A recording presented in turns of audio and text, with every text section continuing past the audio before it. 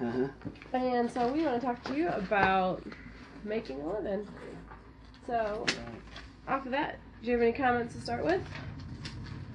Oh, just after you said something to me, you know, I really hadn't thought about it that much, but how much the business community has changed as far as the African American community here in Muncie. And I really hadn't given that much thought, but, you know, traditionally for years, you know, there was a tavern in this area, the city, and one in the other large black area in industry. And there were also restaurants and things like that. You know, and McDonald's has done the same thing with them that they've done to a lot of neighborhood restaurants and things, in, you know, in the majority community. And I really hadn't given that much thought to. Somebody said, you know, where's a black restaurant where we can go? So I talked to them, and there aren't any. Well, that's powerful, of course. Right, start. Don't start. You get?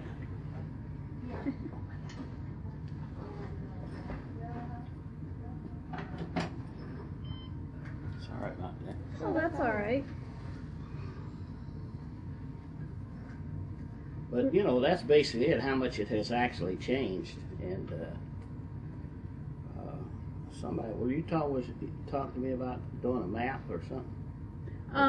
No. Michelle? She's probably talking about it. Somebody was talking about it, and I was supposed to get some precinct maps, and I forgot it because we were in Indianapolis all morning. Yeah. And went out of my mind, but I'll have them tomorrow. We can get together. Yeah. Because she's going to pinpoint where the businesses were located. And I told her she'd get the city directories out to Bracken Library and go maybe every 5 or 10 years, and she could see the changes that take place because they would all be listed in there. There were, in the archives, there was something about, a few things about businesses, black businesses, and where they were located. Some addresses. Well, primarily the only thing are left now, you know, are traditionally black business are barber shops and beauty shops and mortuaries. It'd be interesting. There was in the archives we found it was like a phone book of black businesses. It'd be interesting to take that and see what's left. See what's still around, because I think that was from 1970, wasn't it? Something like that. Yeah, the ones that I looked at from the 30s and 40s, there was only like one left, and that was QL's, I think. Yeah, They've QL's been open barbecue. for a long time, haven't they they? have. Yeah, I met him. He's been there 40 years. Anyway. Yeah, so that's kind of traditional, and really he probably has more white clientele than he does black because it's carry out. Yeah. You just go up there and drive up to a window and buy your ribs. Where's QL's located? Right down the street, just across from the river, about a quarter of a mile around the We could always road. go there after the show. We could, I know. Somebody would like to try it out. It's good. So what do you think has happened to all the black businesses? Is it mostly I think they've been impacted by the change, just like, you know, the majority community. You know, in the small grocery stores, there used to be 5 or 6 small grocery stores. Yeah, we heard about some of them, Parrots and a couple. Yeah. And, you know, they're all gone because at that time people had to walk to the grocery, you know, to get their food. And so there were the small mom and pop grocery stores around. There were 3 or 4 on Highland Avenue, and then there were several on Centennial and a few scattered in other places in the community. But you could just get out and walk a few blocks and get you a sack full of groceries and carry them home. So that's all gone with our supermarkets and Kroger's. Yeah. Now Walmart and Meijer and all those. They couldn't compete against them. So that's made it very difficult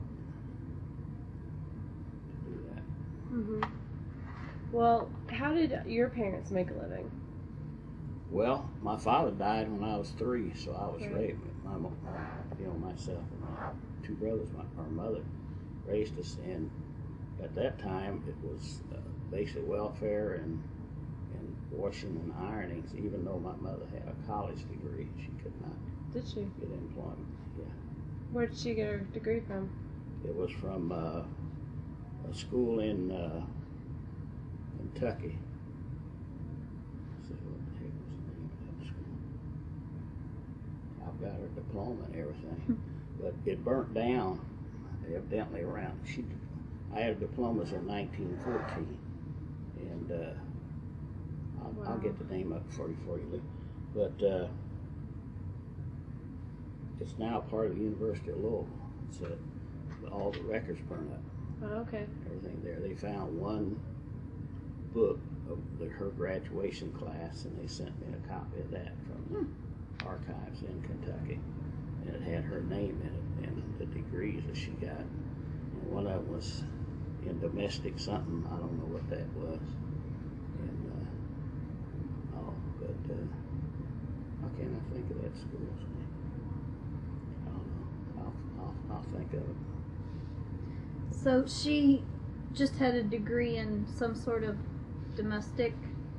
Well, she had two, and I remember the word domestic was in one, so I don't know what that would consist of unless it was, working private home or something. I'm not exactly sure of what it refers to because they couldn't tell me.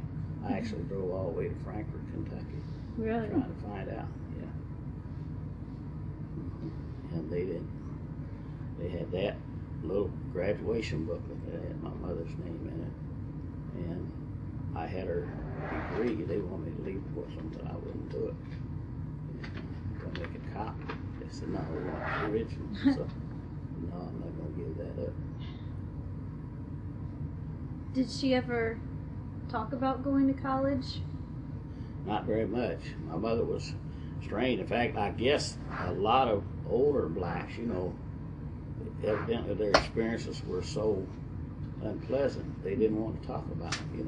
I'd ask my mother all the time about my family and all, and I've done a lot of genealogy since then, and I've found back to a plantation in Virginia where my great grandfather came from, but I don't know, and he got to Kentucky some way, because that's where he married his wife, and that's all through census records. Mm-hmm. I found that out.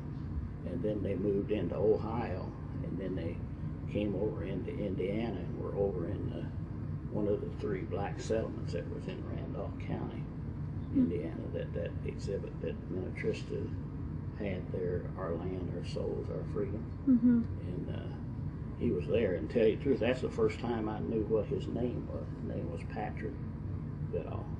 And since then, I found an article in the Portland paper in 1899 that described him at Christmas time, and he was in his 60s then. But I've got a copy of that, but it just described a big Christmas dinner and his family and all, but didn't say anything about the kids' names or anything like that. But I know from census records what they were, but it just kind of talked about him and said something about Patrick Goodall. I'll show you some of that stuff before you leave. If you're interested, you really want to see it. But that it's been an interesting search trying to find out, but I've enjoyed it. And, I'm still looking. Hope to go to Virginia sometime, because I've tried to find all the plantation owners that owned slaves. That's the last name was Goodall, and there are only about 5 or 6 that had a large number, like 10 or more. Mm-hmm. So I still haven't pinned that down. Mm-hmm. Did you go to college? Mm-hmm. Nope. I graduated from high school in 1945 and went in the Army, and I was with the first troops that landed in Japan after Were you? World War II. Yes. Did you? At that time, the Army was still segregated. Yeah, it was. Yeah. Yeah, I was in a black outfit that had all white officers. And the outfit that I got to is really interesting. We're clear off the subject I was talking about. But it was an all-black combat engineer battalion, 1392nd Combat Engineer Battalion, and they had been fighting in the Philippines, and they had killed their officer, and so they wouldn't let them out and let them come home. And those guys were some of the meanest guys. I mean, they were mad at the world, you know, and they wouldn't do anything right. When they get up in the morning, they'd have their pants on backwards and their shoes on the wrong feet, just doing anything to aggravate their officers now, because the war was over. They had fought several years in the war, and they wanted to come home. And it was an interesting experience. And here I'm 18 years old, 10,000 miles away from home, didn't know anybody. Somebody came down the hall and said, "Where's the cat from Muncie, Indiana? Where's the cat from Muncie, Indiana?" I said, "Here I am." And it was a staff sergeant. His name was Billis Armstrong. And he befriended me and kind of took me under his wing and got me in his squad, or platoon, I guess it was at that time. And kind of looked out, but he was from Richmond, Indiana, and he wanted to know how the Bearcats in Richmond, Red Devils, had fared for basketball. He hadn't heard anything from home. No, that's what he wanted, and he's a foot doctor in Chicago now. Wow. I go visit him all the time. I'm going to go up that way. That's great. Yeah. How long were you over in Japan? 2 years. 2 years. Yeah. 45 to 47. Where were you? Just occupy like the... Well, I was in the Tachikawa Air Force Base, was outside Tokyo for about the first 2 or 3 months I was there, and then they sent us to Furamaki, Japan, and we built this Misawa Air Force Base. It's about 250 miles from Vladivostok, Russia, and we had to rebuild that. That airport had been bombed out and everything, and that's when I saw what you can do without any machinery or anything. They lined up about 5,000 Japanese on one side of that field and gave a command like say no, and they went across just like locusts, and they had bags made out of like bamboo and hemp or something, and they'd fill that up. When they get on one side, they'd dump it out, and they'd give that signal again. They'd turn around and walk back, and they did that for 2 weeks. And when they got through that thing, that airfield just as smooth as that table. They didn't have any bulldozers, any machinery or anything at that time. But they were really scary people in a way as to how creative they were, because we would have our Budweiser beer and we'd drink it and throw the can away, and the next day we'd go downtown and buy a cigarette case or something like that, and we'd open it up. It was that beer can. They'd turn the wrong side out and the shiny side was out. They'd shine it up and sold it back to us after we threw it away. Wow.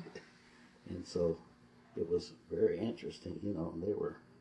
They were really handy. They didn't have any kind of power tools or anything like that. They rebuilt that whole Air Force base by hand, and when they drill a hole in a board that had looked like a broomstick, and they put a nail in it and sharpen it, and it was like a bow for a bow and arrow, and they would hold it and spin that rod and drill a hole in a board. That's how they did it. And, wow.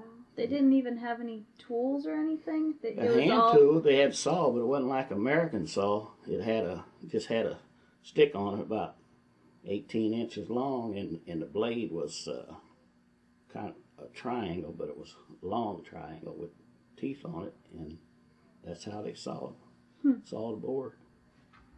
They didn't have any power tools at that time. Why did you choose to go into the Army when you graduated?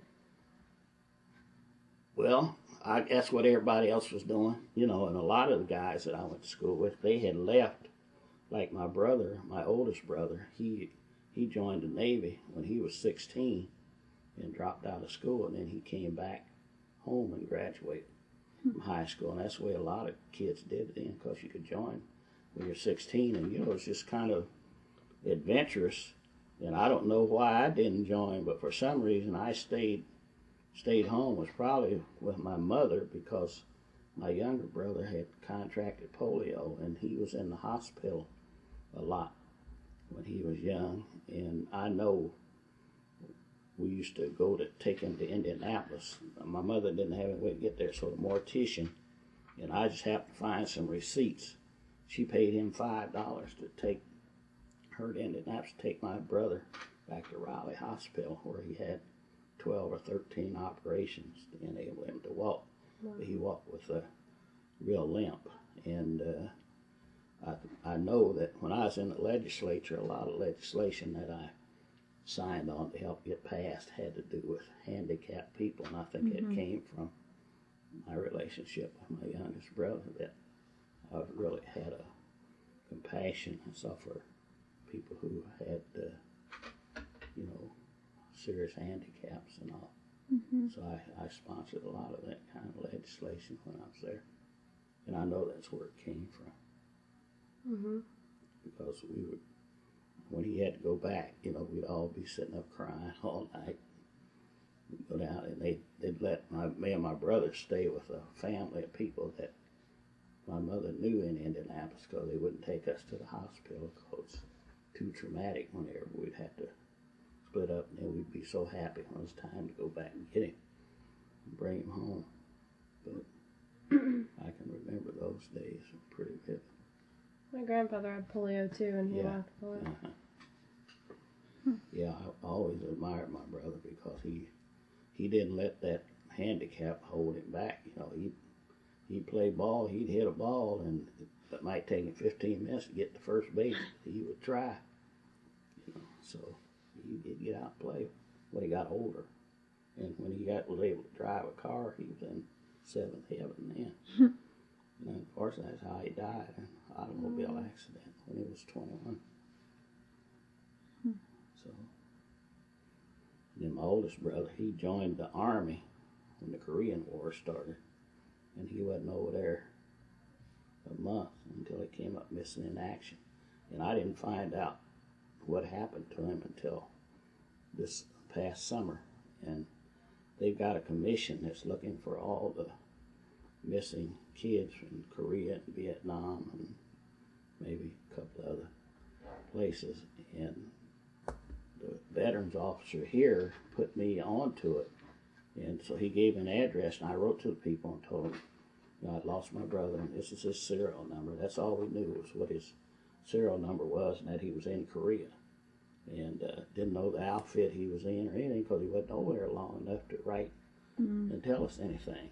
And anyway, they went back in the records, and they got him. When we got there, they had a dossier for me, and it told what happened to that. They couldn't say individual, it said that outfit. They were captured, and they were marching them to a prisoner of war camp in North Korea, and a lot of them froze to death. So I just assumed that's what happened to them. Wow. But that was,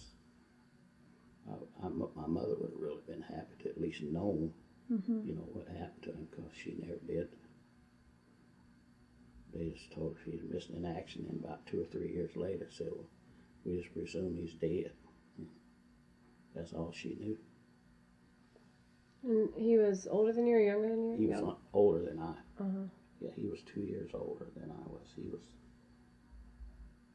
was born in 1925. I was born in 1927, so if you can add fast, you know I'm getting up there.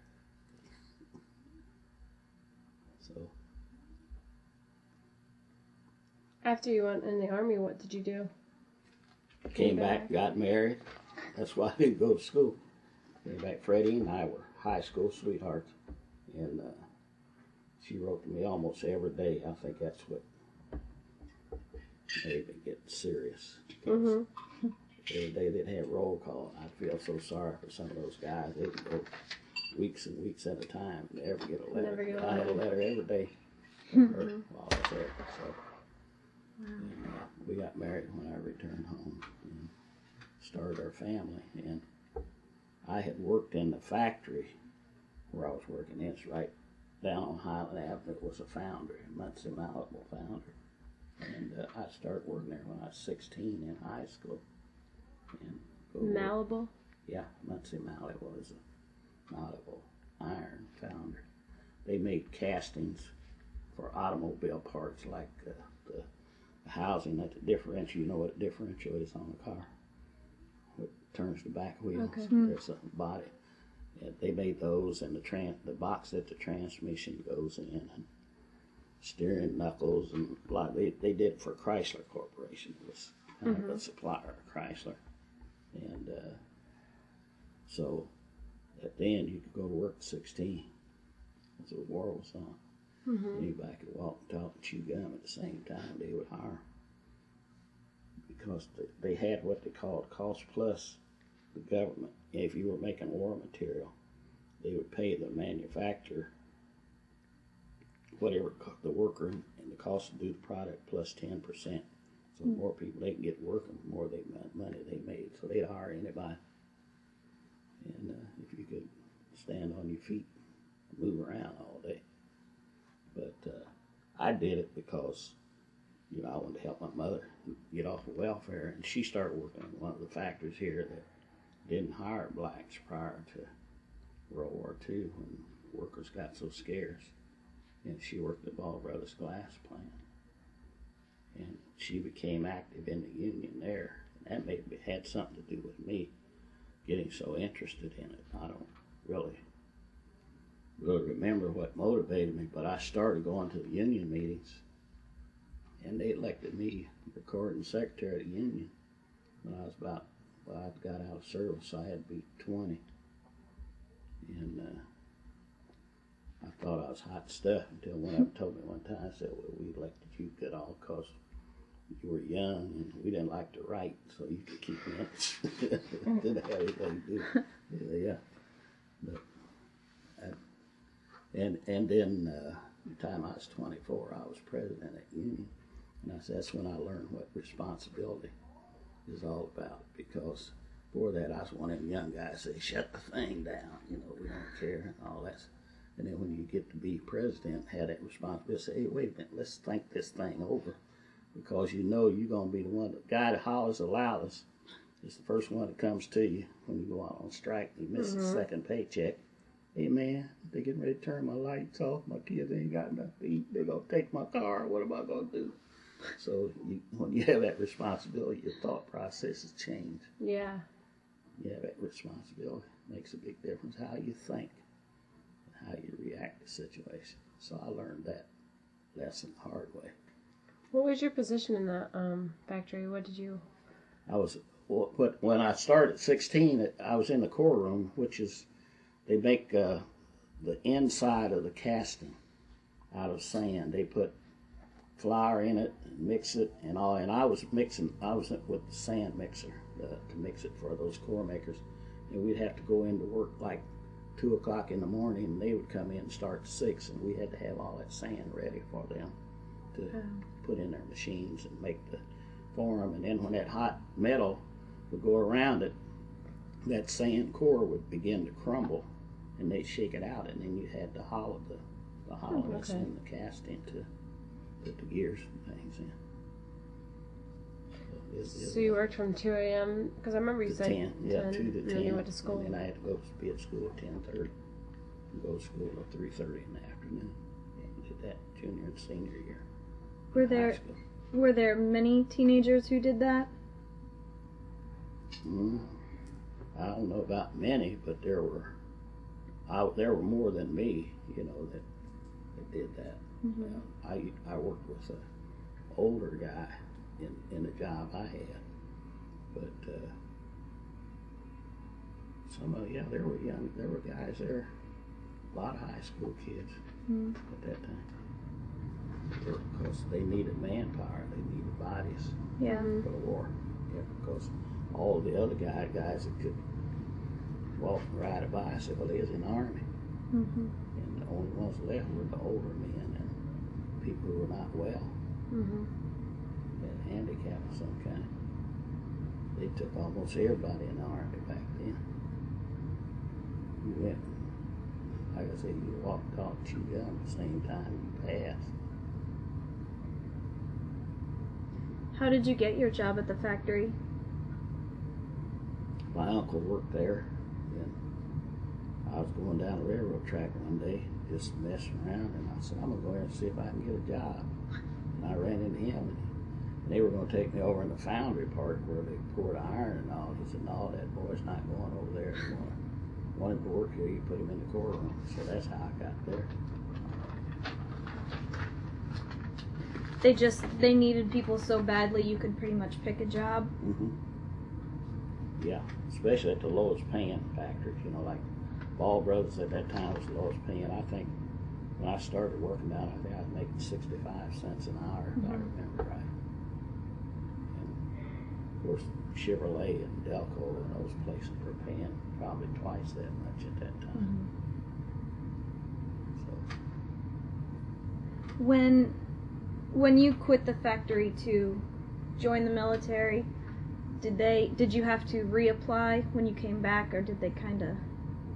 I just went down there and they said, "Welcome back. You know, you start work in the morning if you want to." It wasn't any problem getting a job if you was willing to work at that time, you know. And then in 1958, that's when I helped break the color line on the Muncie Fire Department, because there had not been any black firefighters in the history of the city at that time. And they'd gone to what they called a merit system. It was still a political system, but anyway, they called it a merit system, and you had to go to a school for about 13, 16 weeks, something like that. And there had been 2 black young men that had gone to the first one, and when they had made the appointments out of that class, they hired everybody but the 2 black firefighters, and the black community just went up the wall, told the mayor they would not vote for him in the next election.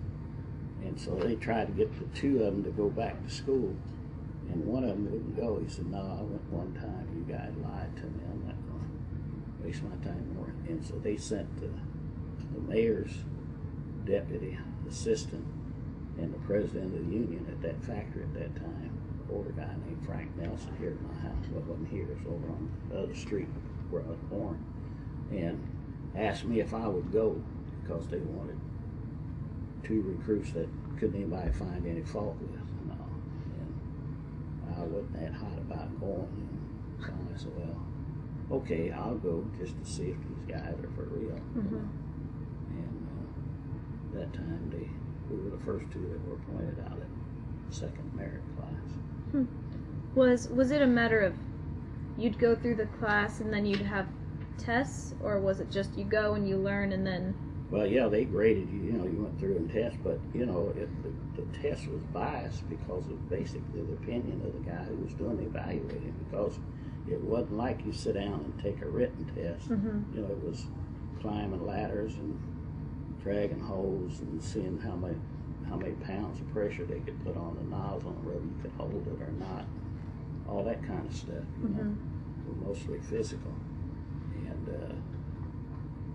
there wasn't any, as I recall, there wasn't any grades or testing at first. You know, when I went on, then they would have classes on hydraulics and water pressure, and how well you knew the city, you know, the addresses. If you were driving a truck, did you know where you was going when the alarm came in and all that kind of stuff. But in the recruit class, they just had us see if you was afraid of heights, you know, if you climb a 100-foot ladder, and how long it would take you to go up, stuff like that.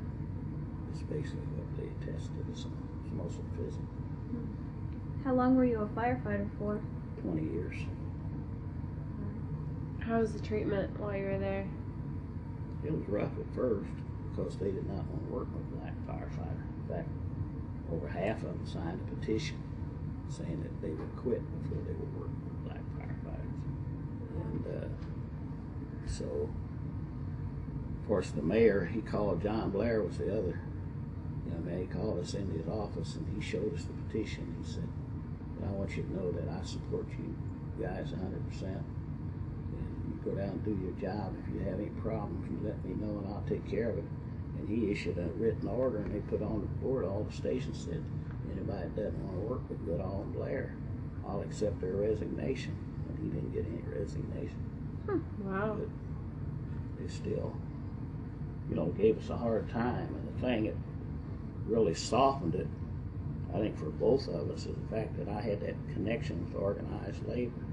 And at that time, when I started there in 1958, the salary was like $4,200 a year. And they were getting $1 a week wage increase of $52 a year is what the city was giving the firefighters at that time. I said, this is terrible, you know, we need to do something. So they asked me if I'd go down to the union hall where all the different unions gather at their offices and gather for their meetings, and asked them if they would support our wage demands. Well, I knew them all because I had worked with them when I was in the factory. And they said, yeah, we'll not only do that, but we will sign petitions to the mayor and the city council that we want you guys to be able to move up on the wage scale. And it took about 2 years of negotiations, and then we started getting $500 a year raises. I was the precinct committeeman here. That's the person who gets people registered to vote, make sure to get out to the polls and all that stuff. So I'd start doing that. So Is that just a volunteer position?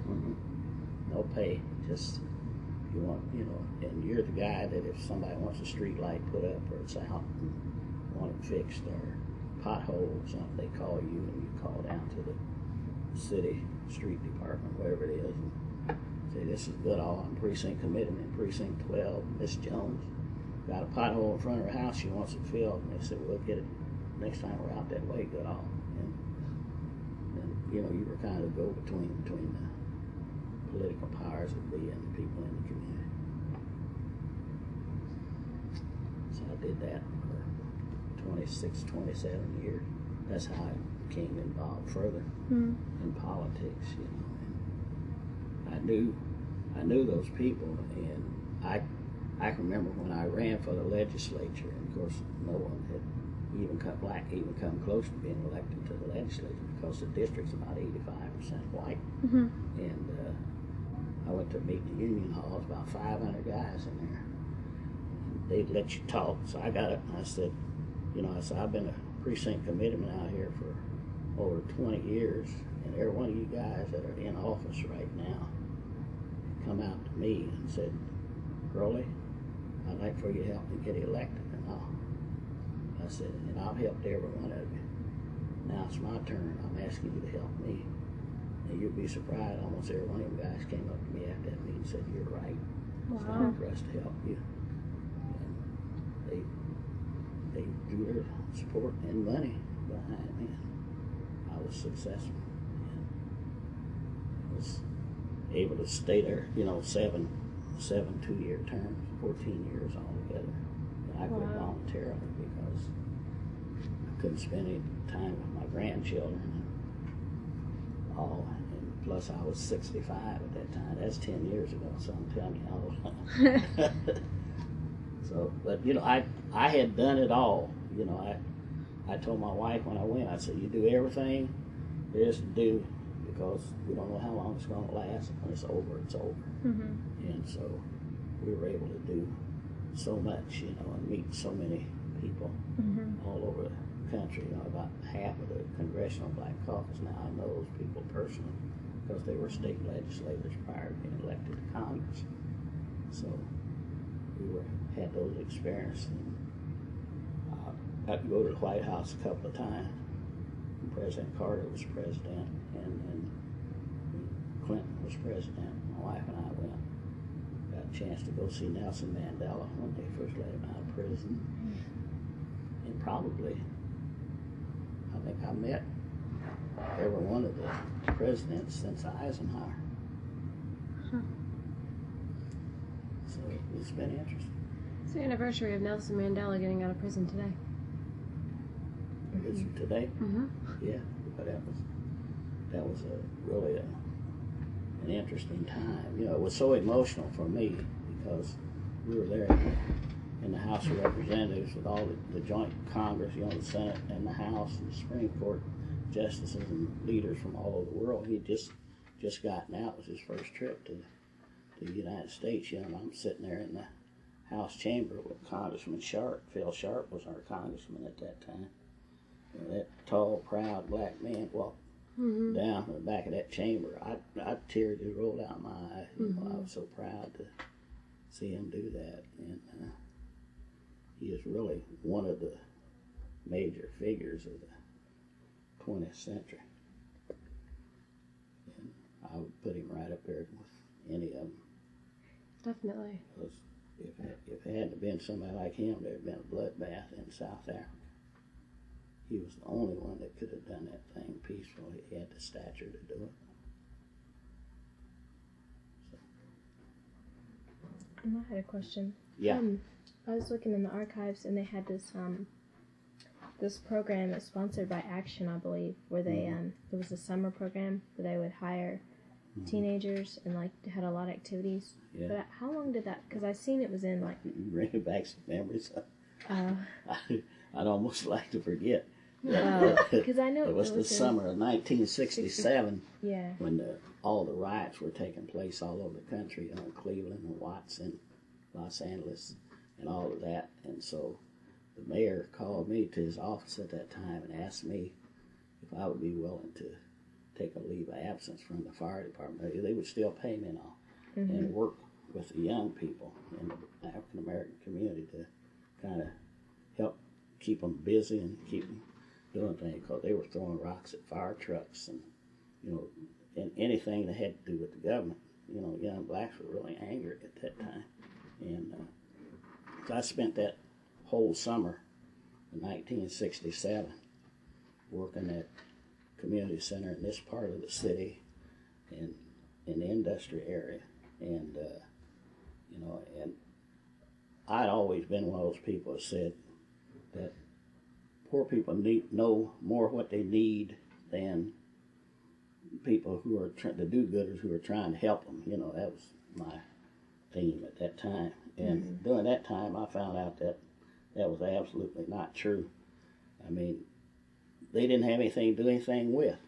For instance, if we had to take a group of kids from Whiteley to industry, anybody have an automobile or anything? I had an old pickup truck, and I'd have 15 or 16 of those kids on the back of that truck. And I told my wife, I said, if I get hit with a train or something, I said, I'll be under the jail the rest of my life, lawsuits and everything. But they didn't have any transportation, any way to do anything, or any tools or anything. And you had to do everything, to get them where they need to go and to get the tools and then show them how to use the tools and all that stuff. And it drove me nuts, that summer. I was even in church one Sunday morning, and somebody come, and the usher come and said, "Gentlemen, that door wants to see you."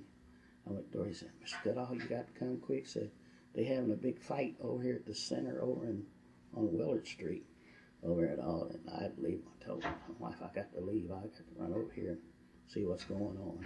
Go over and try to get them all calmed down and straightened out. I said, I'll never do that again. I could lay at the fire station and read Playboy. And to get out there and do that. But that whole summer was really a lot of tension going on, and a lot of those guys on fire trucks were carrying guns with them. And I protested that. I said, that shouldn't be. But those white firefighters were afraid to come to this part of the city, the industry. How many years did they do that program? Just that one summer? Yeah, one summer when it was so difficult. That's when the tensions were as high as I've ever seen them. They were just like a powder keg ready to go off. Is there any success in the program in itself? Because, I was reading how they offered them jobs. Muncie didn't have any major disturbances. That's the only way. It's kind of not a good way to make it, but that's the best thing because a lot of cities, they had, kids actually get hurt, some get killed in that, and probably even in the larger city, I know police officers and everyone else during that time. It was almost like war in the streets. And we were as close to anarchy at that time as this country would probably ever get, because there was a lot of anger. And, the authorities' reaction to it was dogs and billy clubs and water hoses. And so it wasn't it was an interesting time to live, but it wasn't very much fun. I couldn't call it fun, but we worked through it. And we're all better off for it after we came through it. But that catharsis had to take place. Because it's just too much pent-up anger. And then Dr. King was killed the next year, which didn't help things. Mm.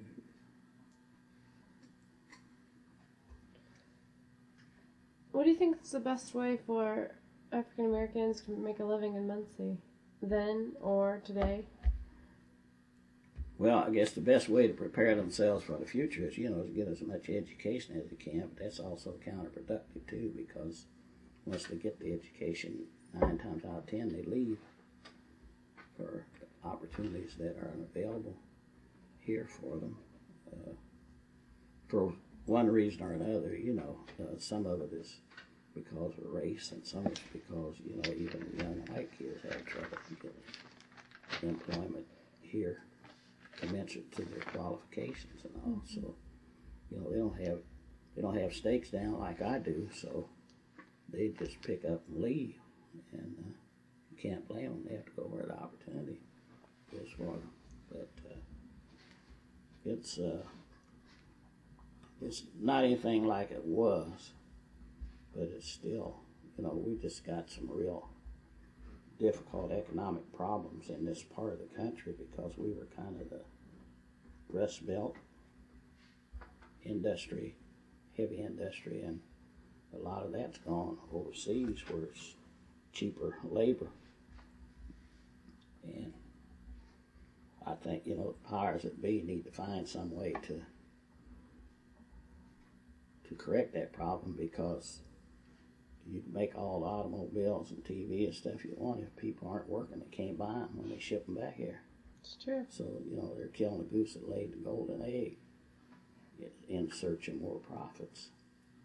And I think everyone has a responsibility to really try to work and try to figure out what we need to do as a society to keep our society alive, because I just don't believe you can have a peaceful, safe society when half of the people or more don't have anything and the others have it all. Mm-hmm. People are not going to sit there and watch their kids be deprived and all that stuff while everybody else sitting in their penthouses and swimming in their swimming pools, all that stuff, and they don't even have food for their children to eat. And it always seems to, it almost has to be like a pot with the lid blowing off before anybody gets serious and does anything about it. But that's the biggest challenge that we have, is how to make our economy work for everyone, because everyone wants the same thing for their children and their families. And I hear a lot, when I was in the legislature, this really upset me no end. They say, well, we don't need any unemployment compensation laws. If they wasn't too lazy to go out and look for a job and work, they could find something to do. They could find some work and all. Them people said they'd never look for a job in their life. They had somebody, their daddy, well, I know Joe over there at such and such a place, he needs somebody to go over there and he'll give you a job and all that stuff. They have no idea what it is to be out there wandering around, and no one will hire you. You may not be qualified or all that, but then again, there's a whole lot of people working that's not qualified. So that's another cop-out. But we have to find some way to make our economy so dynamic that anyone that's willing to work can get a job and have some human dignity and ability to take care of themselves and their family, or else you got some unhappy people. And I don't have any magic answers, so everybody can tell you what the problem is, but nobody can tell you what the answer is. Yeah. I don't know. I often wonder how much bigger the gap is going to be able to get between the rich people and the poor people before something monumental happens. No one knows when that point is reached. It was reached back there during the Great Depression, and it changed the political dynamics of this country tremendously. And it hasn't gotten that bad since then, because the boom that took place right after World War II, all this pent-up demand, people had really carried us until just in the last few years. But a lot of it has to do with the change, and like I say, in our economy, where they're going for the manufactured products to where the cheap labor is. They can hire somebody for $1 a day in Mexico or China, somewhere they're not going to pay an American worker $20 an hour. But the American worker is the consumer to buy the products. And people in China and Mexico can't buy no new car. They can make one, but they can't buy it, not with what they're paying them. So somewhere the rubber hits the road and the pot explodes. And who knows where that is? I don't have you guys have a very pessimistic outlook on life.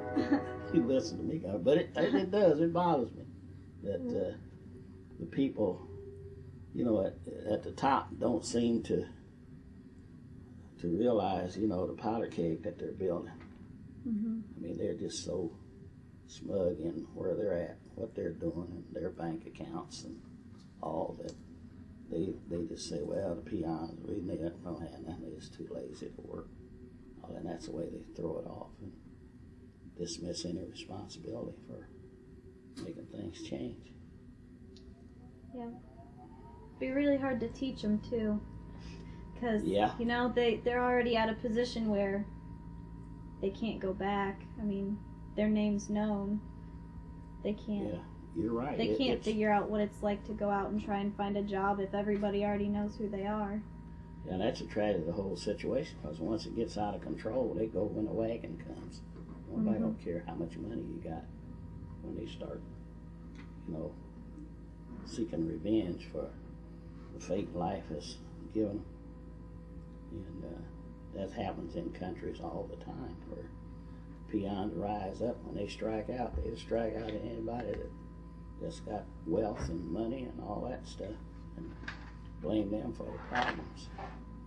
And you should never let your society get that way. But I'm really worried about some things that are going on now. Where we're trying to fight wars in 2 or 3 places and everybody hollering for a tax cut. That makes sense to me. The only one being asked to sacrifice of those young kids are sitting over there and their families. Everybody's saying, give me a tax cut, give me this, give me that, give me that. Well, let's start the draft, make it equal. Oh, we don't need the draft. We got a professional army. We need a draft because everybody's kids need to be at risk. And when those decisions are made, they're made for the right reasons, not flippantly. It's easy to send somebody else's kid off to get shot. It's a hell of a lot harder to send you home. It's very true. Today's news was pretty crazy too. Yeah, that thing's a double-edged sword that's going on now. You know, what I'm afraid will happen is that they'll get over there and it'll be an urban war this time, not out in the desert. And we start dropping bombs on cities there in our Baghdad, those cities, and kill a bunch of women and children and all. The whole world's going to turn against the United States. Yes, it is. Yep. That's what I've been worried about, you know. We go in and we think we're all high and mighty and nobody can touch us, but there's only so much we can do before the rest of the world gangs up against us. You know, just like the United States, they had the sympathy of the whole world for 9/11 because there were a lot of innocent people killed. Well, if we go kill a lot of innocent people, there's going to be a lot of sympathy for those people. Yeah. Not on one side, not just because Americans get killed, everybody get worked up and going. Those pictures start coming in. A lot of dead children and women and old people. Yeah. Well, we should take a cue from the fact that nobody wants to support us in this war. I have a lot of opinions about this. Well, there's a lot of, you know, supposition and all, and I don't know why they got all worked up over Saddam Hussein all of a sudden. You know, guy been sitting over there for the last 20 years. Years, I know. And why now all of a sudden he's even less just distract from the fact that they hadn't been able to find Osama bin Laden. So they had to get another boogeyman to go after to keep from dealing with the real problem in this country. So it's a dangerous game they're playing. You know, you going from crisis to crisis and trying to keep yourself in power through people's fears and all. One of the days the bottom drops out of that thing, but it won't just be the few people hurt, it'll be everybody in this country will be hurt. In fact, they're being hurt now, a lot. So, we'll see how it all plays out. But I don't have any very good vibes about it. I've been around a long time. I tell everybody now, if we were acted like, as a nation like we're acting now, World War II, we'd all be speaking German today. Don't send my kids, send the poor kid. You know, don't take my money, give me a tax cut. Mm-hmm. We wouldn't have won that war. Very Everybody true. pitched in, yeah. How do you see the outlook for Muncie with like all these? I mean, it seems there's a big trend with the young leaving, especially young black, men who and women who would have the education and the power to gung ho it. They seem to be leaving. Yeah, well, we can personally testify to that because our two boys, we were able to get them college education, get them through college, and they both left. Because that's where the opportunity, they went where the opportunity was for them. Now, the one school teacher could have probably stayed here, but his wife got a scholarship to Kent State, and they went there, and then they just stayed up that area after they left here. But my youngest son, who's a sports journalist, he had to leave here to do what he's doing. They would have never, even if they'd have hired him here, that's a newspaper, he'd been making probably a tenth of what he's making now. He's in California, right? Big part. Is he in California? No, in Florida. Oh, in Florida. He works Yeah, for St. Pete. Associated Press. Yeah. Associated Press for the whole state. And he covers all of the pro football games and pro basketball, all the colleges, Wow. all the golf tournaments, spring baseball, all that stuff. In fact, he was in San Diego for the Super Bowl, and then he was down in Atlanta last week for the He went to NBA that. final. Oh, that's what I want. I Yeah, wanted he to go goes to all Atlanta. over. He covered the Olympics in Seoul, Korea, when he was in Korea. Wow, he's everywhere. So he's really, and that's what he loves to do. Mm-hmm. I mean, I think he works too much because he come here to visit his mother, and he spent more time sitting down here on the computer sending stories back down to Florida than he did talking to us. But he loves what he's doing. So. Did he get that job right out of college? Mm-mm. No. He, the day he graduated, Ball State, I'll never forget it, because when we went into Irving Gym, it was raining, and when we come out, the sun was shining. My wife said, God's smiling on him. And he got in his car that evening and drove to Washington, D.C., and he was an intern with our congressman at that time, David. He was from Richmond. I can't remember his name now. But anyway, and while there, the AP found out by him some way, and they offered him a job in Chicago. And he went to Chicago just as a general reporter for the Associated Press. And he was going to all the baseball games, all because he loved sports. And when they found it out, they said, would you like to cover sports for Fred? He said, I sure would.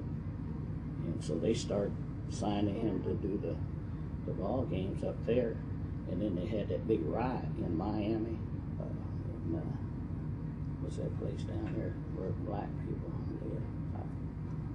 It's some kind of town, Overtown, something like that. Anyway, so they needed some black reporters, so they asked him if he would agree to move to Florida. And he said, yeah, I'll go.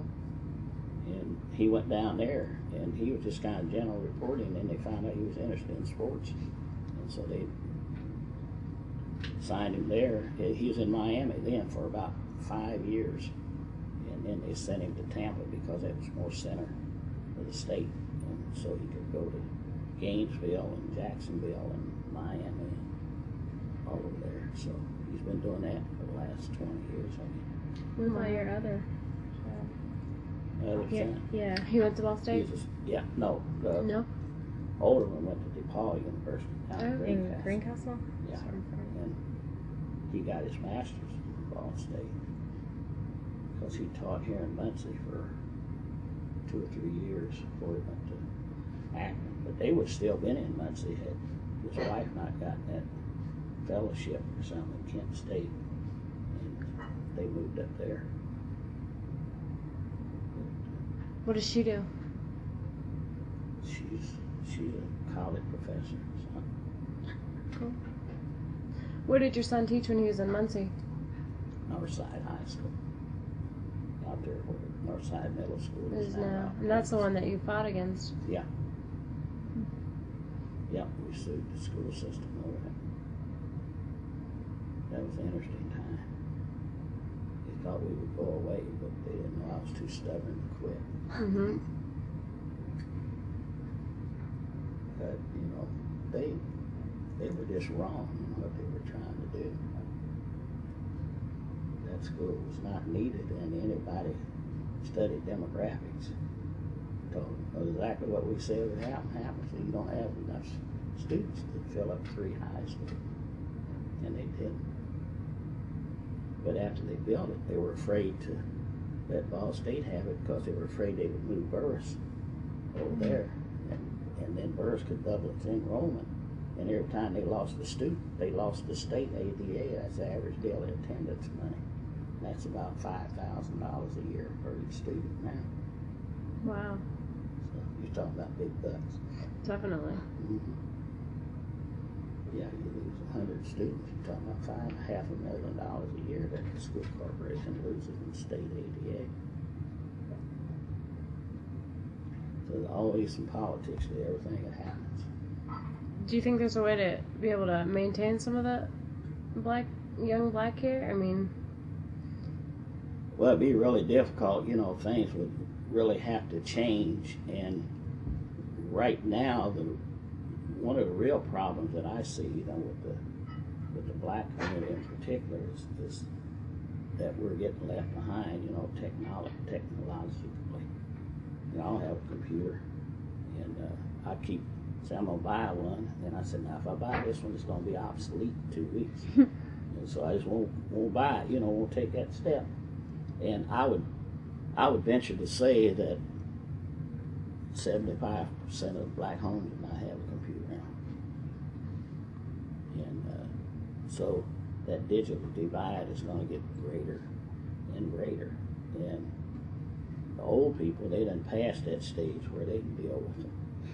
And well, do they have, because I'm not real familiar with this, but in like inner city schools, do they even have like up to par technology as in urban schools? I think they have. Yeah, they have in the schools, but if the kid doesn't have it at home, right? know, but I just didn't know if even. Yeah, they're trying to do. I know that over here at Longfellow School, you know, some foundations even helped get computers, things in there, and now the library has them.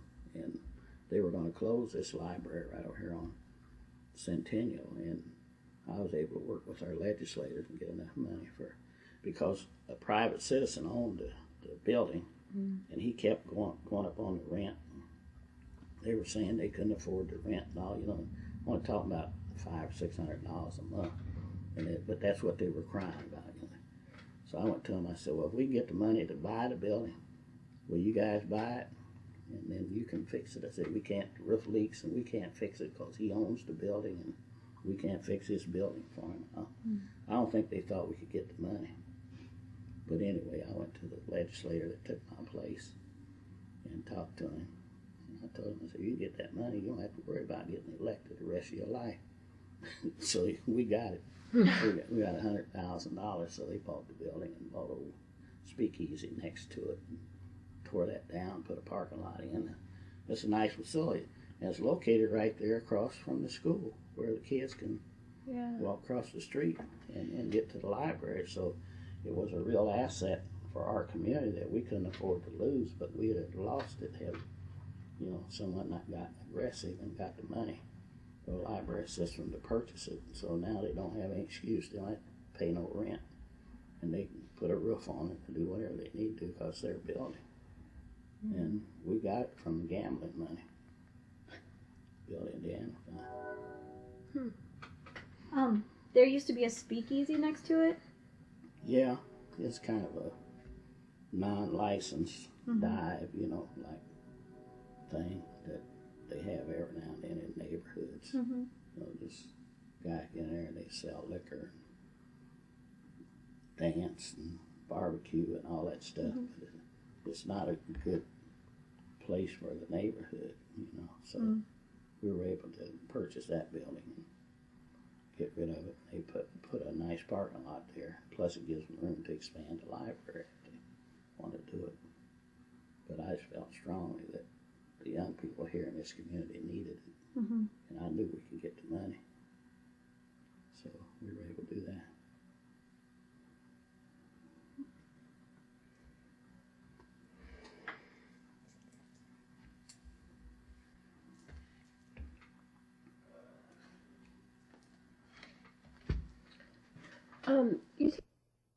You know, they had this wall down the middle of the cafeteria, and the white workers eat on one side. They go down the same line to get their food, and then the white guy would sit on this side of the wall, and black sit on this side. And, you know, I was 16 years old then. You know, I thought it was crazy and stupid, but I didn't say much. But I was sitting over in Japan one day, and I said, I'm going to get that wall. If I go back at the plant, the first thing I want to do is file a grievance and get that wall. That's the dumbest thing I ever heard of, if it's still there. And I came out of the Army, went back. The wall was still there, and the first thing I did was file a grievance. And the superintendent of the plant said, "Oh, Goodall said, if we take that down, we'll have all kind of fights in the cafeteria." I said, "Well, they work beside each other down here on the line, and you don't have no fights." He said, "Well, we'll farm them if they stop production." I said, "Well, hell, farm them in the cafeteria then." And make a long story short, they took the wall down, and nobody even acted like they ever knew it was up there. Just somebody decided it ought to be a wall. It's funny. You know, workers didn't care. Was it like a floor-to-ceiling wall? You couldn't even see? Yeah, it was a solid wall, you know, down, and blacks ate on this side, and whites ate on this side. When they took it down, did people still sit segregated though? For habit? Workers didn't care. Just somebody decided in management that that's the way it ought to be, and they just did like lemmings, you know, followed the rules. Nobody challenged it because they was hot and tired and hungry. All they wanted to do was get something to eat, and go on back to work. But a lot of things like that, you know, happened that were kind of benign. Somebody decided, you know, there ought to be a wall or separation or something. And everybody did it, and no one challenged it. It was just like sitting on the bus in the South. And that lady challenged it. That brought the wall down. But a lot of times people just say, "Well, you know, I'm tired, my feet hurt. I don't care where I'm at. Just let me sit down." And I think sometimes we let things go on that don't really have to go on if someone will challenge it. But I know you get tired of fighting all the time, because I get tired sometimes. But I'm the kind of guy that I'm stubborn. Once I start, I'm not going to stop until I get it done, one way or the other. And that's sometimes good, sometimes it's bad. But at least you get the results sometimes. What were the job opportunities in the past for blacks? Well, you know, they were pretty good, you know, in factories and all, you know, particularly after World War II. Before World War II, there were very few black workers in Muncie that were on, you know, high-paying production jobs, you know, like the foundries and all. There were, I'd say, 75 or 80% of the workers were black. Oh, really? Hot, dirty jobs. You know, if I had guys come in there and say, "That's a black man's job, that's not a white man's job," I'll hit the road then, you know. But the jobs like at Chevrolet and Delco Battery and Ford Warner and all, they were pretty much all white in the production and the skill trade, particularly skilled trades, and it's still that way in a lot of skilled trades jobs, because you have to go through an apprenticeship program and all, and a lot of young blacks don't want to take all the hassle it takes to go through that stuff, you know, because they demand a lot more from them than they do the white kids. And usually their old man is a tool and die maker or something. They aren't going to mess with him like they mess with my kid, but I'm not there to watch him. Mm-hmm. So the guy said, hey man, well, you give my kid a hard time for, I'm going to take you out here and whoop you. So and so, you know. And so they have that protection that a lot of black young workers don't have. And so, things are changing. I can see it, and I guess I can appreciate it. I tell people all the time, one of the advantages of being black and being older is that you have seen the progress come about, and you know that things are changing, that they're different.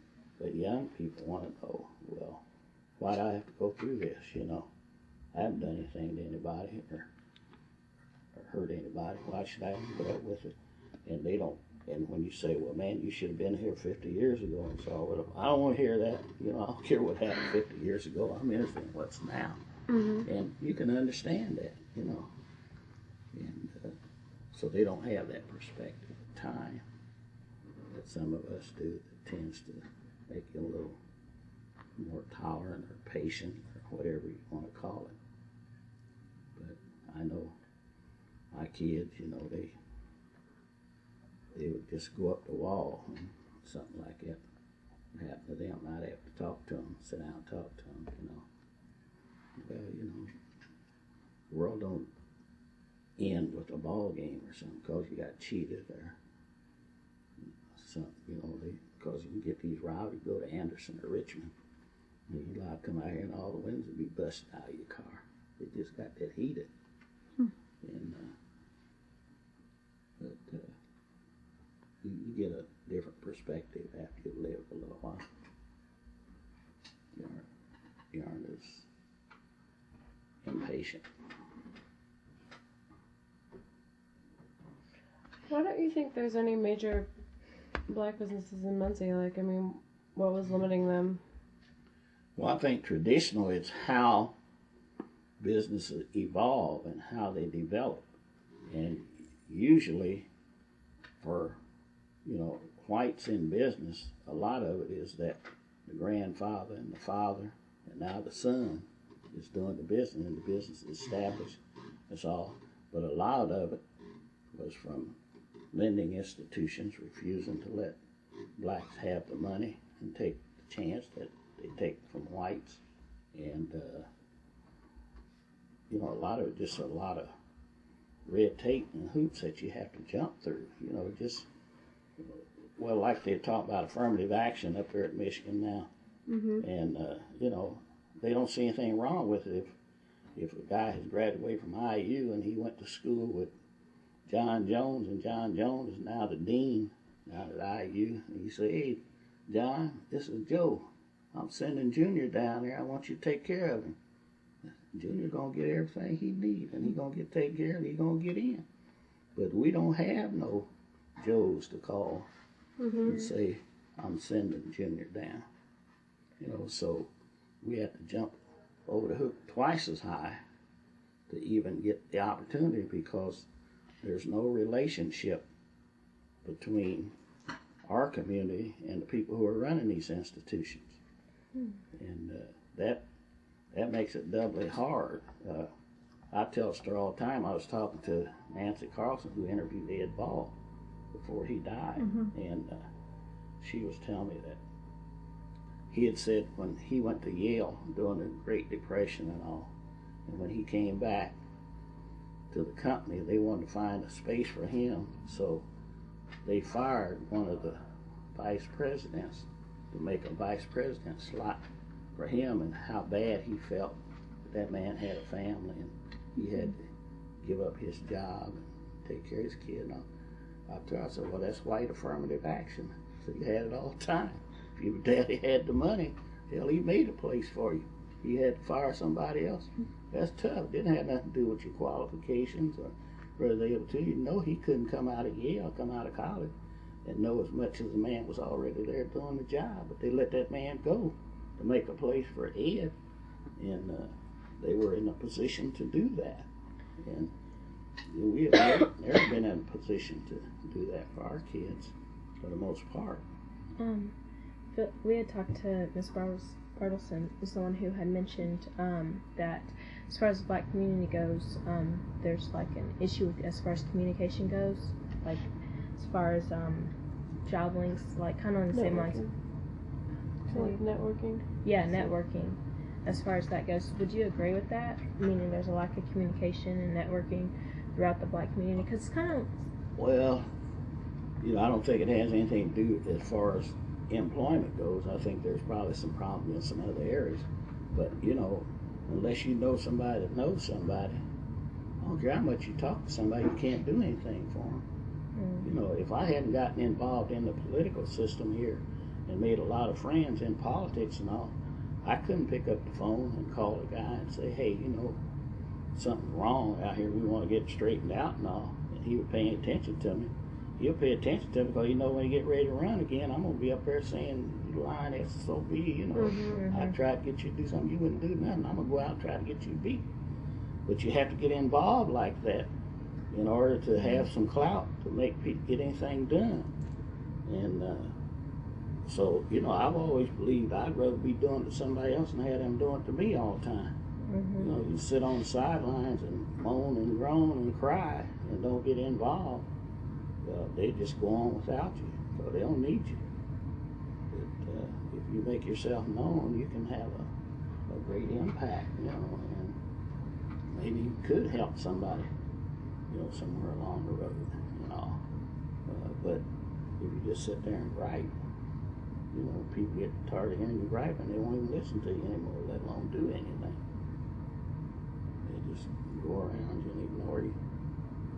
So I think you have to get engaged and get involved and help people whenever you can, you know. You know, that's just the way the world works. You know, it's if people could really understand the dynamics of politics, and people are somebody's going to make those decisions, whether you like it or not, whether you want them to or not. Somebody's going to make them. They'll either make them with your input or they make them without your input. And I believe I'm better off if I had some input and just let people just do whatever they want to do, and however it affects me, that's TS, you know. But I just believe I should be involved and have something to say in those decisions and how they're being made and how they affect me and my family and my community. And there are so many people that say, well, it doesn't make any difference. They're all just alike. That's a lie. They're not all alike, and it does make a difference. And a whole lot of people that are crying right now because of some of the economic condition. Some of them same people have said, I don't pile of votes, don't make no difference who's there. A lot of women said that, and they're right in the position now, losing a lot of their reproductive rights for this thing's over. Because they had that attitude. It doesn't make any difference who it is. It does make a difference. It's too late to sit around and cry after you give them guys the ball bat and beat your brains out. And you can't do anything about it until the next time around. And it might be too late.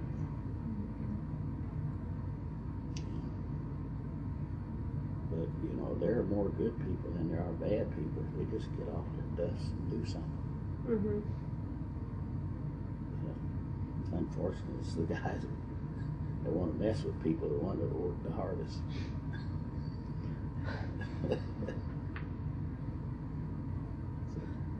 That actually scares me to death as a attorney. Yeah. That guy has some weird, crazy ideas. I don't know where they found him. They turned over a rock and found him. How you ever got elected to the United States Senate is beyond me, but some of his thoughts and ideas. But he needs to read the Constitution of the United States. Because he doesn't believe in it. So. You ran Democrat, right? Is that right? Did you run Democrat? Yeah. Democratic? Yep. Yeah, see if I can get some of you guys down here. For the session tape. Say it again. I'll see if I can get some of them down there for a session. Oh, okay. See Eric, see if he can get a band or something. We'll go down there. That'd be neat. Should be able to. See how the power system works. How did you when you went to the Indian House of Representatives? What led you to do that? Well, like I said, I'd been involved in there were about 6 or 7, black precinct committeemen in the city out of about 75, and we would have our vice committee. If it was a man as a committeeman, it had to be a woman as the vice. If it was a woman as the committee person, it had to be a man as the vice. And so we would all get together, either here at my house or over at Jerry Burns or someone's home, and we'd decide what we were going to do as far as the interest of the black community, who we were going to support, who we wouldn't support, what we would demand of them or ask of them, whatever, however you want to put it. And we would do that. And at that time, our incumbent legislator, wife was very ill, cancer, and he said he wasn't going to run again. So we got together and said, hey, we got a chance to elect a black legislator in Muncie and Delaware County for the first time. And of course, everybody said, Hurley, you the one that run, you're on the school board, you already won a big election, people know who you are and all that stuff. And so I said, well, okay, I'll consider it. And I decided to do it. And the way it worked out, there were 2 young white men and myself running for that seat. And we were listening to the election returns come in, and I was about 500 votes behind. 2 precincts were out. We didn't know which 2 it was. I should have known, but we did. One was mine, and the other was the black precinct in the district, one of the big black ones. And so this guy that was 500 votes ahead, he was down at the headquarters that night for the return for coming in. And I was getting closer and closer. He said, oh boy, do you think I can get 10 votes out there in Whiteland? I said, no, I don't think you can get 10. But anyway, as it worked out, well, I think I beat him over 500 votes out here in this one precinct. And so it just worked out that way. But the interesting thing was that after I got down there and I started carrying legislation to help the firefighters and the police officers and all that stuff, for the next 2 elections, I didn't have any opposition in the primary or the general election. Everybody said, don't, because the Republicans said, don't run anything body against him, because all he's going to do is get all them blacks come out and vote, and they're going to vote for all them other Democrats, so leave him alone. And we got into a fight over the county chairmanship. And so the young white attorney filed against me. And so he called me and said, I'm going to run. I said, okay, it's a free country. Go ahead and do it. I don't care. So and so the county chairman called me and said, Hurley said, we don't want him in there. We want to keep you. He said, we're going to have to find somebody else and file them against them. And what they did, we went down there 10 minutes before the filing deadline, the Secretary of State's office, and we filed. One guy, his name was Cummins, started with a C, so you go on the ballot in alphabetical order. So we found a guy with a B, Boxer. He's an old man, about 80 years old. But you'd be surprised the number of people that'll vote for that first name on the line. They don't know who it is, don't know it. So you pick that off. And sure enough, he got about 500 votes in that election just because his name started with a B. And and we filed 2 other white guys because there's some people in the South End of Muncie that they won't vote for a black, so we had to put some more whites in there so we split them votes up. And so all that kind of strategy, goes into it. But to make a long story short, that was a primary election. We were all Democrats. And it wasn't even close. Like, I don't know, I had 5,000 or 6,000 votes to his 1,000, something like that. Mm-hmm. And it was interesting because he lived out here south of Muncie County, Indiana, which is a small, practically all-white community. And I beat him out there in his own precinct. And his mother called me and said, Hurley, he had no business doing what he did anyway. I didn't vote for him. Wow. My mother didn't vote for him. So that was interesting. And I didn't have any real strong opposition after that. You know, when I bought, I could probably still been there if I wanted to keep running. But I've done what I wanted to do, and I wanted to leave on top because I can still be effective in the community and help get things done and help younger people particularly. Because if you go out on top, people say, well, you could have still been there. They don't know, but that's what they think. So you're able to impact things more and do that. We were down there this morning and they were talking about that I was instrumental in organizing the legislative black caucus back in 1980 because they were just down there they were there doing their job and all, but I said we need to get together, form us a caucus, and I think there are eight of them in the House now. There were 6 when I was there, but when they started selecting the speaker this time, well, they had 8 votes to bargain with. As a result, Representative Crawford is now chairman of the House Ways and Means Committee, which is the 3rd most powerful office in the state government in Indiana, behind the governor and the speaker. Chairman of the House Ways and Means Committee. All of Ball State's money has to go through that committee. And if they want to mess with them, they can mess with them big time. And so it's really a powerful position. That's one reason I like to get somebody down there and meet those guys and talk to them, because they're all nice people. They're just people like us. And you need to know them. And particularly the black students need to get to know those guys. Because they can help you a lot. You can help the university a lot.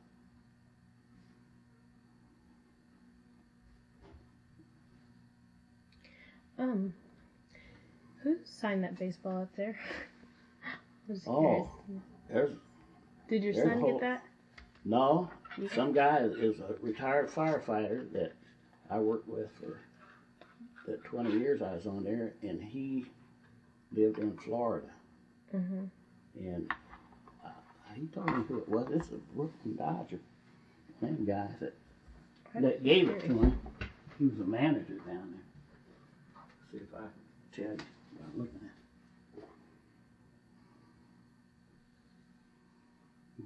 Because this is really, these are named Phil Necros on there. When did you get it, though? May I see it? Yeah.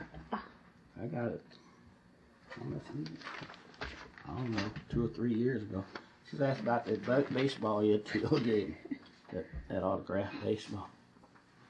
It was one of the, he was a major league manager. No, Ed Till gave me that when I went out to visit with him. Yeah.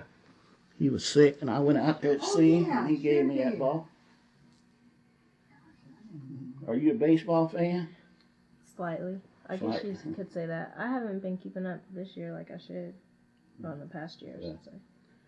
They done got so many teams, I can't remember them all. You know, I don't follow World Series. I used to have to have that strike. I turned people off. Yeah. These are the Dodgers, right? Yeah, I think it was. Yeah. I can't think of who the manager was. He worked for him. He helped keep the field up when he was down there in Florida. He was retired. Was it in the 80s? From ball? I don't know, because it's just about, maybe a year ago that he gave me that ball. But he had it signed, but the guy's retired now, whoever it was, but he had all them names on there. I guess it got down there in the spring training, you know, where the baseball teams go to Florida for spring training. Yeah. So. That's trying to get. I don't know if you know. We had went to Faulkner's Mortuary and we spoke to Jesse Lovell. Mm-hmm. You know Jesse? Yeah. Mr. He lives Jesse. down the street. Yeah, he. I was trying to get him to get his son to hook me up to meet the Houston Rockets since his son retired. Mm-hmm. But I don't think he's going to. But I was trying. I was trying to meet Bonzi Well, Wells. his son's name was Alan Level. Mhm. Bonds had lived right up the street up there. Oh, Right he still across lives from in Union Muncie? Church. Well, Or that's he his did. mother. Yeah, Right. he His lives mother's from still there. Muncie. His home is Yeah. where he grew up. Because he plays for the Blazers. He bought a big, I think it's about $1 million home out here north of Muncie. For himself? He's So, like, when he I guess comes- I guess he's Well- married. It's for himself. And he married. And he got kids. That doesn't mean he's married, honey. Well, I don't think he's married, but he has kids. I hadn't heard anything about Bonds being married. See, I'm surprised that he would buy a house here. I am too. We are I was too. surprised. Yeah, I think he might have made a mistake, but make that decision right now at this point in his life. Mm-hmm. But She's a big home north here. yeah, there's a big old house out there. Homer Bradburn built it. He owned the Buick Cadillac dealership here for years and years. The guy that built the home. They said it's huge. What? North here. What the fun? I know. That's But you know, Bonds is accessible to the young people. Yeah. Yeah, I know. When That's he's why. here, Yeah. he goes down in the park and plays ball all day with them and Oh, really? Oh, that's set sweet. up games and things. Yeah. Yeah, he does. He tries. I think the newspaper give him a bum rap, but he does some stupid thing because he's fooling with Rasheed Wallace, that clown name. Mhm. Want to fight all the time with the referee. I think he got too close to him and picked up some of his traits. But Bonds is a good He kid. was young too. Bonds is young. Yeah. So you do a lot of this crazy stuff. You don't do after Mm-hmm. you settle in Right. and knows people. He knows that people get disgusted with him. And he said, I don't care. Sure, he'll say that now, but. Yeah, he's a pretty decent He's a kid. We decent watched him kid. grow up. Mm-hmm. He didn't And he have- bought I a worked house with in his Muncie. mother. With Muncie. Real closely with her. So, and he had a a teacher he didn't like. Mhm. And he had to stay in her room two times. I said, my Lord, Chris, you're going to be crazy by the time 2 years of bond. Because you can make things so unpleasant for your parents when you don't behave. Mm-hmm. Mhm. Yeah. I know every Monday, Bonzi would be he didn't like this teacher and anything to get out of her room. I don't know why he didn't like her. Some people you just don't like. Mm-hmm. Yeah. I had some of them old women. They need to farm them out somewhere. I hated them English teacher. That's the only bad subject I had was English. He was going to Longfellow. Yeah, I know it. That's high school when I got there. Miss Wade, she was mean as a dog. But she just didn't. She didn't have no boyfriend, so she didn't like boys. That is funny. They would get on everybody, all of those old No, teachers. they treated girls differently than they did us boys. They make me write 100 I pages don't a think day. so. Oh, Hurley. Was it? I'm sorry. Was it you or your father? We were looking at the pictures that had a twin. Was it your father that had a twin? Burley? Hurley and Burley.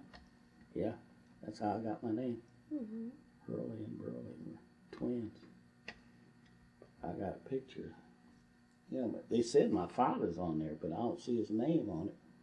In Portland School in 18 something. You know what I decided that those people knew Uncle Burl better than you did Yeah, I know. when he was little, and growing up, because it's a kid's picture. Some guy who was Freddie's classmate sent it to me. Said he had it out of Portland paper in 18 something. And I can see 5 black kids in there. That looked like it might be him because he was a little fat guy called he was Burl. His face and all was fat. Mm-hmm. Did you say that's why they named him Burley? Hurley and Burley. My grandfather named him Hurley and Burley. Hurley Charles Mack and Burley John Dickey. Whatever the hell some name. Did you guys get very much accomplished? Oh, yeah. 1895, 96. That's neat. You know, Hurley, I have a question for you. Yeah. Because I don't really know who else to ask. Go ahead and ask you. But, we were kind of interested. What was it? Yeah. Yeah, just from the Muncie Star, which is different than the Muncie Star Press, right? Because there used Well, to there be used two to be a different Muncie papers. Star and a Muncie Press. The Star was the morning paper and the Press was the evening paper. And they combined several years ago and named it the Star Press. Do you think, I don't know, I'd kind of like to get an actual copy of the article that was about them with the picture. You know what date it was? Yeah, I have the date and the article name and everything, because I thought it would be nice if maybe at the end of this project they were talking about how they wish that they had a laminated copy of it because it got all yellowed. Okay, we'll go out there to the Bracken Library and go into microfilm. We got a bunch of newspapers clear back to 18 something and get the date. It's got the month and the year on the reel. And you put it on there and bring it up, and you can blow it up and copy it. Put a dime in there and punch it, and you can copy it. So that's, if you know the date of the newspaper, that's all you need to do. Yep. Do you guys make an effort to support black businesses? Yeah, whenever I can. Yeah. I don't go shopping just for shopping. I gotta want something. Right. But anytime if you go to the barber, you're gonna go to the black barber. 'Cause white people can't cut your hair. Yep. And you go to the beauty, you go up there to Dolores, hairdresser, get her hair done and all. And whenever we can use, black guy put this carpet down, Jimmy Williams, Williams Carpet Company in our home. Yeah, if I can, if I know they do good work, yeah.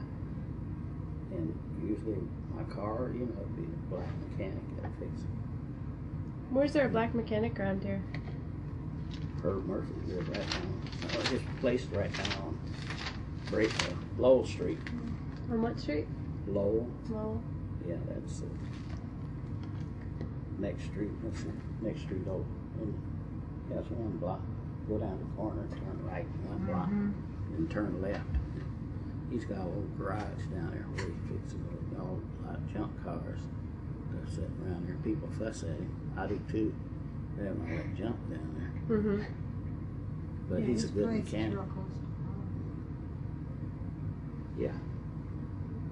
Yeah, I try to support them whenever I can. I need something, that they can provide. Unfortunately, there's not too much variety there. Like I said, all the grocery stores are closed, restaurants have closed, and but things like auto mechanic, hair barber shops, beauty shops. I'm adding a black mortician up there, and I won't have no say in it. I was gonna ask. I was just gonna ask about the morticians. Never mind now. Be back. Go ahead, I don't care. Well, no, it was a matter of who was better. Because, I mean, Mr. Faulkner was so sure that he was the best. I just wanted to know if it was Well, you true. have to be that way if you're going to be in business. So that was a biased answer. Every one of them believes that, you know, they're the best. I don't even know, I'm not a big fanatic of funerals under any circumstances, so That's a good point. it really don't make me too much difference. You always tell Freddie, take me to the city dump me. Because I think some people put too much money in that stuff, you know, and they'll spend enough money on a funeral to buy a new car, and that person in that box know a bit more know what's going on than nothing. So I think it's a foolish waste of money to go too far out. So, but it's kind of morbid to think about it. Did you ever work? Oh, did I ever work? I didn't know if you had a job or not. Yeah, I had a job, some jobs. What did you do? I was a nurse, Okay, retired from the hospital. well, that's great. But you name it, I have had. Yeah, I drug her all over Hell's Half Acre. Yeah, I was around all the time. What other jobs did you have? When I was, I took care of Hurley's mother, and I took care of my nursing job. And what else? Yeah, she was really good to my mother. My mother lived till she was 99. And Wow. I took She's care of our died about 5 kids. years, but yeah. I run everywhere, from here to yonder, Hurley. Mm-hmm. Yeah, when we campaigned for the school board, I ended up, we went to 64 teas in people's homes in that campaign. 64. We did all the school activities. Yeah, You yeah, all of the know, I booster hauled the clubs baseball and players, the PTA. kids when he was at the fire station. I'd take him on the back of the truck. If somebody, you know how one parent didn't show up, we take the kids.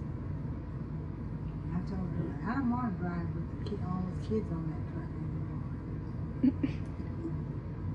Seems like he had somebody else to, you know, come Well, out she'd be there. the one that'd go pick them up. You know, our son played basketball in Muncie Central. Well, football and basketball and baseball. And she went one night and all the car filled up. She looked around and said, "Where's Hurley at?" Well, he's a Hurley Jr.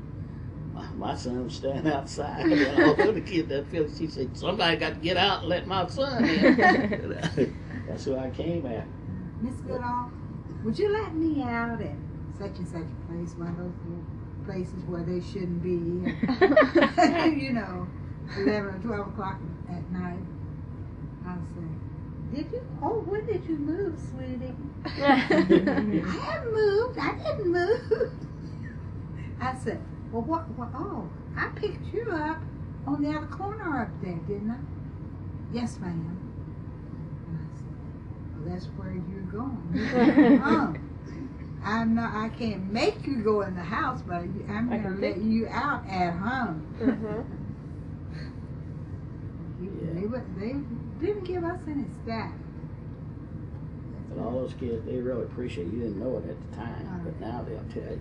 Oh, and I used to cook all this stuff because we had a pool table and everything down here. Oh, did you? Yeah, before, you know, when the kids were still here. And we'd invite the ball team over, and one time I fixed chicken and baked beans and mashed potatoes, you know, something like that the kids like. Let them all come down, all of them, black or white or whatever, whoever it was, they could still come to the party. I said, if you don't beat, what's the name of that school? Out in South End that they used to play. Newcastle or South Side? No. You aren't talking about high school. You talking about middle school? Uh-huh. Ben Franklin. Ben Franklin. Uh-huh. I knew it was gonna. They had to win that game because it seems like they would get tired by and meeting with each other by January or February. You know, they're tired of each other and ready for something else. So that time, well, I said I'm gonna feed the kids one day. They had such a ball. Yeah, they get every now and then they get to say, you know, white boy don't pass us the ball no more, so we ain't gonna pass them. I said, no, you can't do that. You can't win that way. You know, so we get them all together, get them down here and talk to them. Talk to them. They going out and play. Then one time we had hot dogs outdoors. That was the baseball team. so I worked, honey. Did it all. Did you work for a nurse as a nurse at Ball Memorial? Mm-hmm. How many years? I was with the first class of LPNs, the practical nurses, when we opened that school. Oh wow. She got it 30-some years. 30. Yep. So that's why I said work. I said work.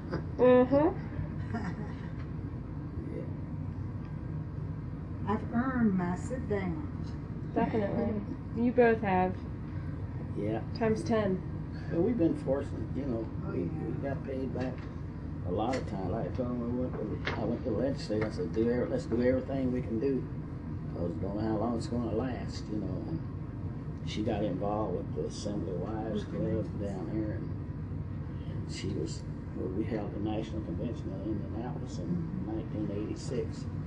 She co-chaired that convention. That's about 17,000 Wow. people come to Indianapolis from the state legislature all over the country. How long ago was that picture taken? That Of you two. the two of us together, that was our 50th wedding anniversary That's cute. in 1998. We were married for 40 years. May the 1st, 1998, we were married 50 years. It's a long time. A long Yep. time. Yep, 54 now. Damn. That's You just like the really- Reinhardts. I'm afraid. That's all.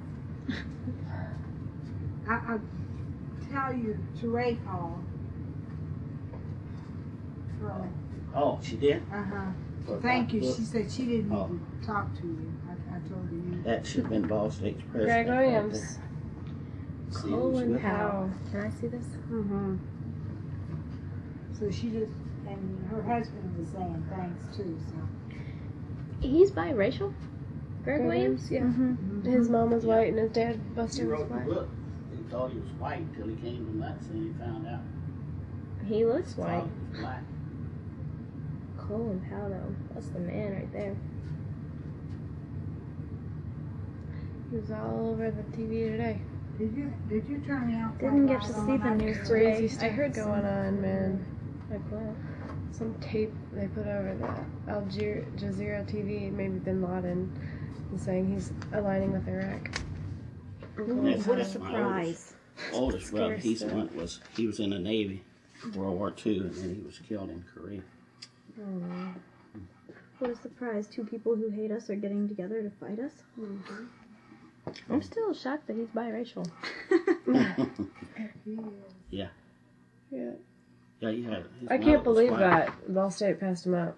I can't either. I was really upset. With Greg him. Williams? Oh, I should have said something about that in my quote in the And paper there was a yesterday. black trustee that voted against him. Really? Really heaved me off. Really? Guy from South Bend named Hollis Hughes, and I wrote Hollis a little hot letter. I don't think he appreciated it, but I didn't care. Thing of it is that they really could have helped Ball State too. I think so. They could have. I talked to the governor. Told him, said, you're going to have a black president at State University for the first time. He said, well, we'll do everything we can to try to help him, Hurley, if it happens. See, I remember you talking about that, but I didn't know you were talking about him. Down the university passed up the chance. I can't believe he. Where's he at now? Greg Williams? State New York. City College, New York. He took over for CCNY. That's where Moses. that Yolanda Moses Oh, was really? president. He took her place at CCNY. The lady was here Yeah. yesterday. Yesterday. I don't know if you can help me get into school. Don't try to go to summer school in New York.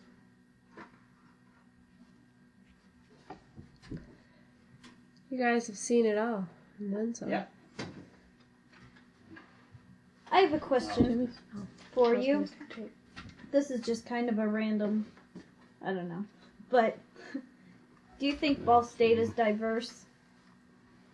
Huh? Do you think Ball State is diverse? Oh, no. They so far from it. Ain't even fun.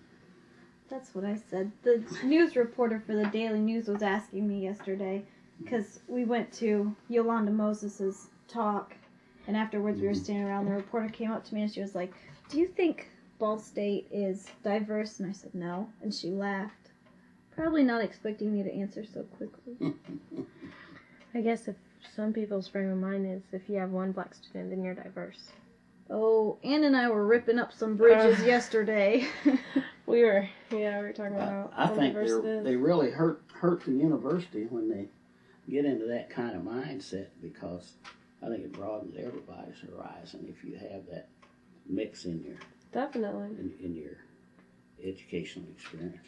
Well, a big thing too, that they brought Yolanda Moses in to talk about how to make schools more diverse and how good of an opportunity it is for the students and the faculty to have a diverse campus, but no faculty came.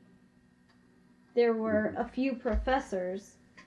Couple professor, multicultural affairs professor, dean of students. That shows where they put the value of that in their institution, but they're hurting the institution in themselves as much more, probably more than, but they don't realize it, because the university could be such a better learning experience Oh yeah. for young people if they can meet people of all kinds and all kind of ideas. That's where you're supposed to explore ideas and really find out what you really believe in, but if you don't have the opportunity to make those kind of choices and have those kind of experiences, then you're getting shortchanged in your education, because when you get out in the world, everybody's not going to look like you, act like you, or have the background that you have, and you have to have appreciation for other people's experiences as well as your own to make you a whole person.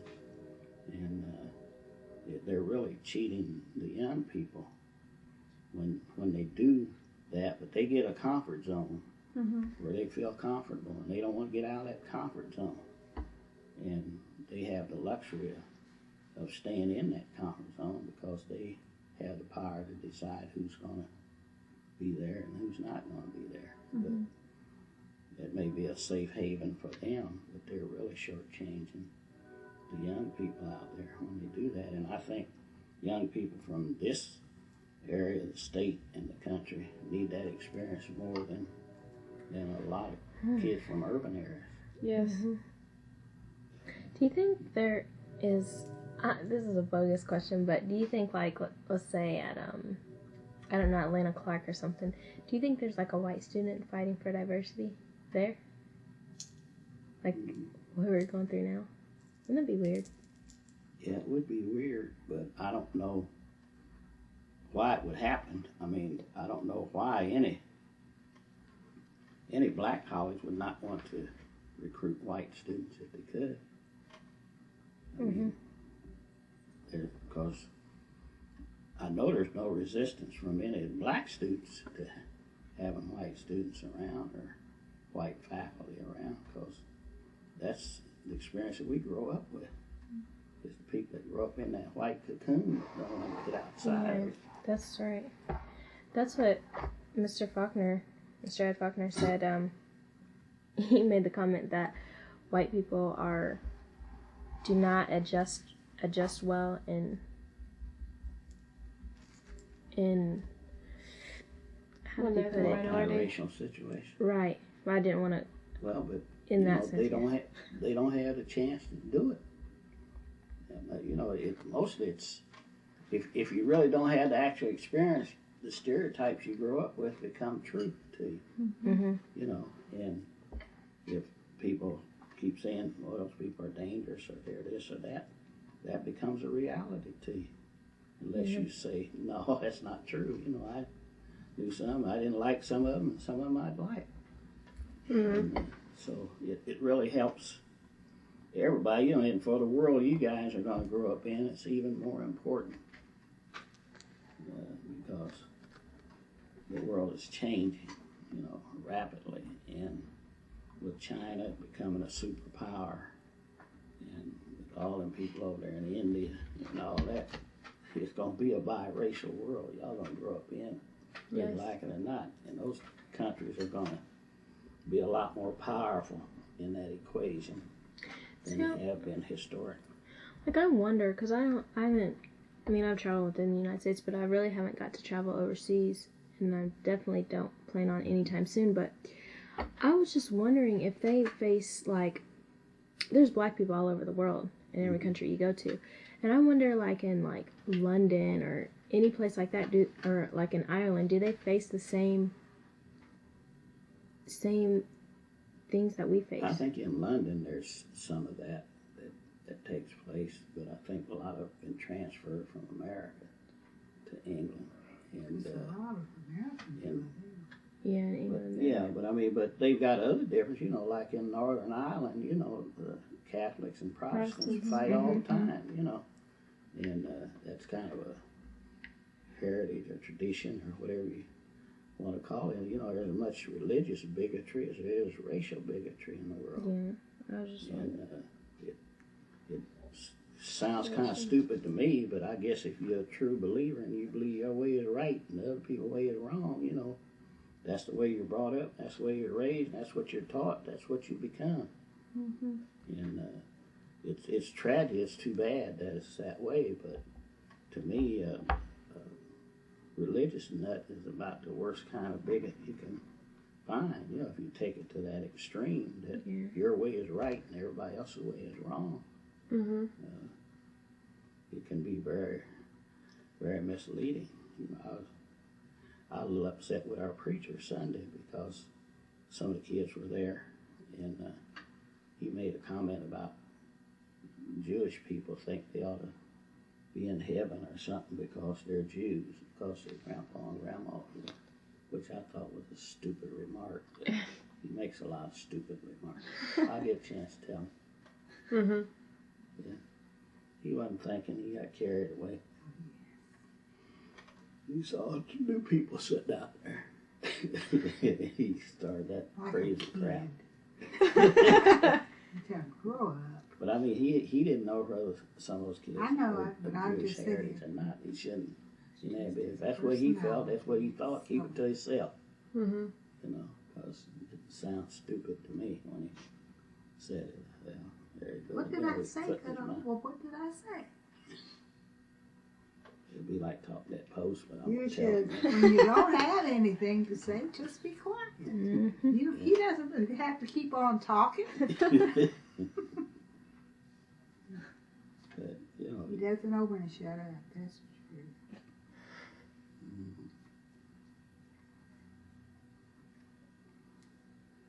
you guys want something to eat? No, I'm okay. You guys all right? I'm fine. Thanks for offering, though. Uh-huh. Okay, I'll eat it all myself. You sure you don't want something? Do I look like the hungriest person on earth? No, Everybody I'm always asks talking me. to everybody. Yeah, Yeah. Charles, just you. Yeah. We all hear you in I class. turned that oven off because I didn't know whether you intended to leave it on. No, we thank you. With everyone that we've talked to, a lot of people about, businesses, and we're coming up with a lot of the same ideas. So Well, you make us think about something. Like I say, I really had not even thought about, how those businesses had disappeared until you guys started asking those questions. Because just, you go with the flow and yeah, what happened, and how those fast food chains have affected our community as much as Yeah. Majority community, maybe I even didn't more. think about that. Because if majority community loses 2 or 3 restaurants due to that competition, well, they still got dozens more. But if we lose the one we got, that's 100% gone. Yeah. And I had not really paid that much attention to it. Just like Marsh and Walmart, Yeah. you know, they take out those little stores. Yeah.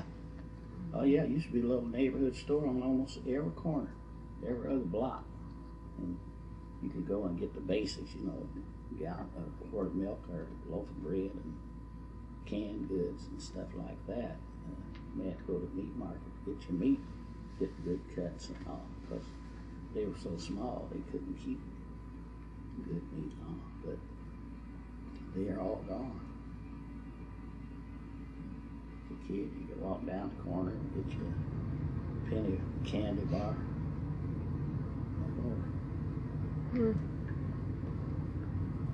Nostalgia there. It's crazy. Well, y'all about ready to start writing? I think so. Yep. It's going to be interesting to see what you guys put on paper. That's what I'm waiting to see. I'm waiting to go to Florida in 2 days. Well, That's all. Oh, you're going in 2 days. Mm-hmm. what you have to do, you have to back end what you're doing, you know. Write down whatever you think, and then Revise and all that stuff. pare it down to the number of pages you're allowed. But I would restrict myself when you start out. Put everything down.